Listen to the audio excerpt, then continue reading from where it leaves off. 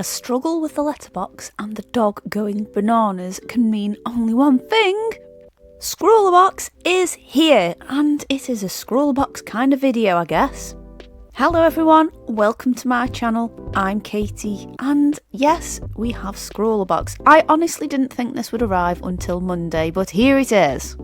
This month's featured artist is Camilla Gardner, and I like the flamingo print quite a lot. Upon opening this, we have a watercolour themed box. We have the Daily Roni Aquafine in tubes, and I'll go through those in a minute. We also have some Scrawlerbox own brand paper, along with 2 Chinagraph pencils and a water brush by Derwent. Before I get swatching, please make sure that you've subscribed to this channel and have your notifications on so you don't miss any more unboxings. Anyway, let's get back to the paint. So we have 6 colours to work with. We have Alzarian Crimson Hue, Lemon Yellow, Hooker's Green Dark, Ultramarine Blue Dark, Raw Sienna and Chinese White. And yes, we have 2 Chinagraph pencils and they can pretty much write on anything. And I'll be honest, I'm not personally a fan of these. I don't have a great experience when I use them.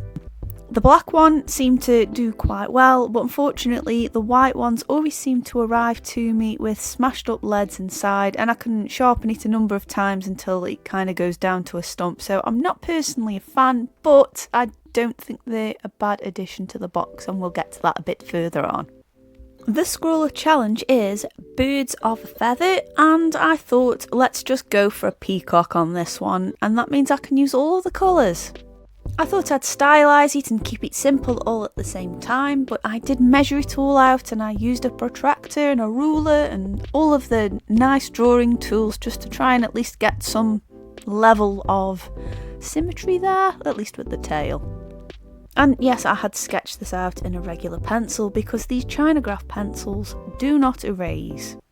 Now, I quite liked the black pencil here. I didn't press on massively hard to start off with, but I obviously wanted an outline just so I knew where to put the paint. But I did find that this was actually quite a good tool to line with. Again, it did keep busting up in the sharpener, but not quite to the extent the white one did, but it's just one of those things. This design, again, was a simple one to draw out because I wanted to see what I could do with the paint and how it would move about. We have quite a nice selection of colours here and a good variety as well. So I'm hoping they'll all behave and merge together quite nicely, but not too much. I also thought it was quite an interesting addition having a white watercolour in there. It's not one I use very often, but I did like how in the magazine it mentioned about mixing it with the other colours to create a more opaque, I guess, surface. But what I like to use them for, well, actually, you'll see a little later on in the video.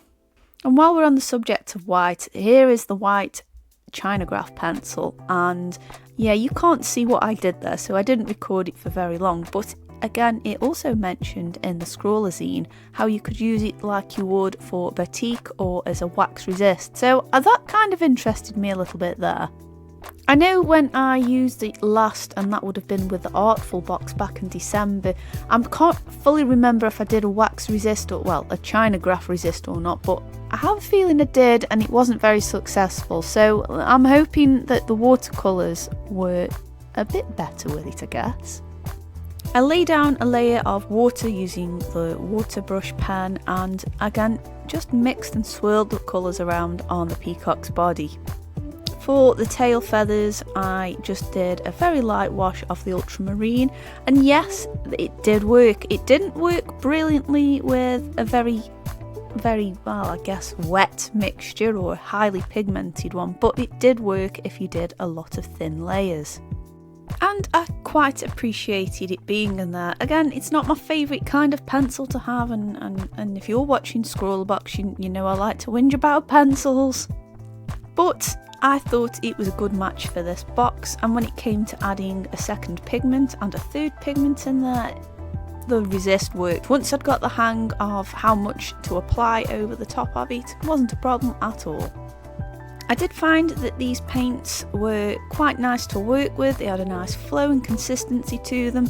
They were a little bit on the pale side, but I think that might have been down to the fact I was using a water brush, and I don't massively get on with water brushes for working at home. They're great if you're on the go, but I prefer to use a traditional brush when I'm in my studio space. I added the spots to the peacock's tail feathers, and then whilst that red was still damp, I added some yellow straight in there. I just splashed it in, and I also added a bit of that white as well, and I quite like the texture there. I like how loose it is, and again, using that Chinograph pencil kept all of the colours contained in the area I wanted it to be. I guess you could liken it to masking fluid, I guess, but without having to peel it off. I mean, it's going to stay permanent and white unless you really go over it in some paint, and even then it might not stay on it permanently. I continued to introduce more greens to the tips of these tail feathers because I kind of like the contrast it had with the red eyes in the middle there. For the background, I wanted a really nice warm colour, so first of all I went in there with that yellow, and you'll see some of the other little bits that I added with that pencil. I do think I might have gone a little too heavy with the colours and the pigments here, but that's okay. I just wanted it to be more of a hint rather than a stark line, because if I wanted it to really stand out, I would have used the black. I introduced a little bit of the crimson into the yellow, again just to make a really nice warm colour. I guess you could say this is a little bit like a sunrise. It was really good though to have an opportunity to use these really nice sunshine colours in here. And for the background part, it was quite good having that unpredictability of that water brush as well, because sometimes that water would come out slowly and then other times it would just sploosh.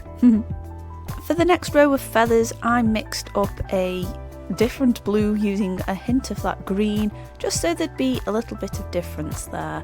And of course you can see the little surprises I'd left there with the white pencil there as well, and again I'm quite happy with it. It would have been nice to have created a sharper line and be able to keep that, but unfortunately at this stage the pencil was getting more and more shorter, and I must have about 3-4 leads where it just fell out completely, so that's kind of why I'm not a huge fan of them. I can appreciate them, but it's not for those of us who are a little heavy-handed like I am. I thought this next row of feathers would look nice with some yellow spots just as a laydown, and whilst I was using that yellow I introduced a little bit of it to the peacock's body to bring out that green. Using a deeper consistency of the ultramarine, I started to introduce a little bit of depth in there and introduce a little bit of tone, and I took that into the outside feathers as well, just to give a bit more depth and a bit more form to the piece.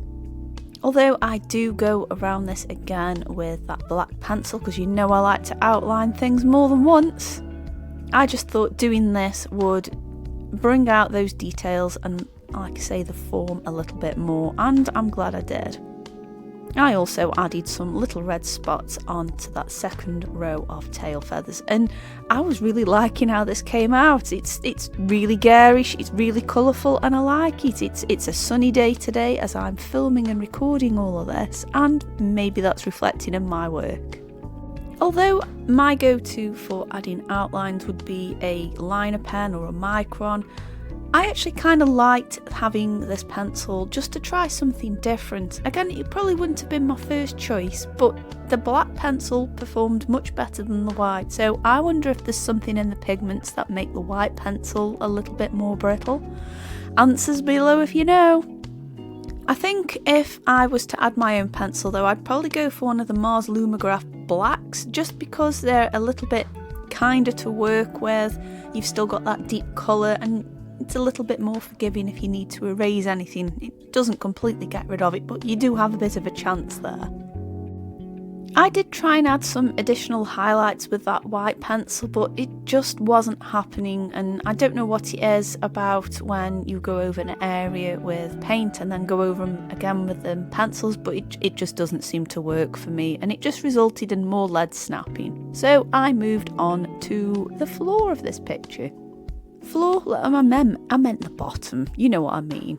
I added the raw sienna and a hint of the yellow, and I thought I would create a nice texture by dabbing in some of that white paint and just letting it do its own thing. Just to add a little bit of tone there, I mixed up a bit of a purple just to give a shadow underneath where the peacock was sitting. And speaking of shadows, I added a little bit of one on the peacock's body as well. All in all, I really enjoyed this box and I think the supplies were really good. Like I say, I'm not a personal fan of those pencils and I'm not a huge water brush user, but that doesn't mean they were bad. I think overall the value of this box is great. And I forgot to talk about the paper, but the paper was a really nice watercolour paper as well. It would actually be really nice if Scrawlerbox had the option to purchase their own papers from their website. I think that'd be a really nice idea if you just wanted to replenish some of your supplies and keep it all scrawly.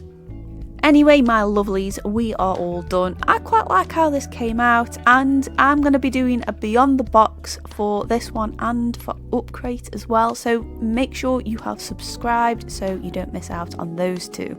Your subscription boxes do not have to end at the prompts. I hope you've enjoyed this video as much as I have making it. I really enjoyed the supplies, and you know I like a bit of watercolour, so this box was right up my street. Of course, let me know what you think in the comments down below, and if you're still here, put a bird emoji in your comments just so I know you're stuck around. In the meantime, there should be some more videos on screen which I think you'll enjoy, so why not click on a couple of those. And of course, I want to say a massive thank you for watching, and I will see you all very soon. Bye!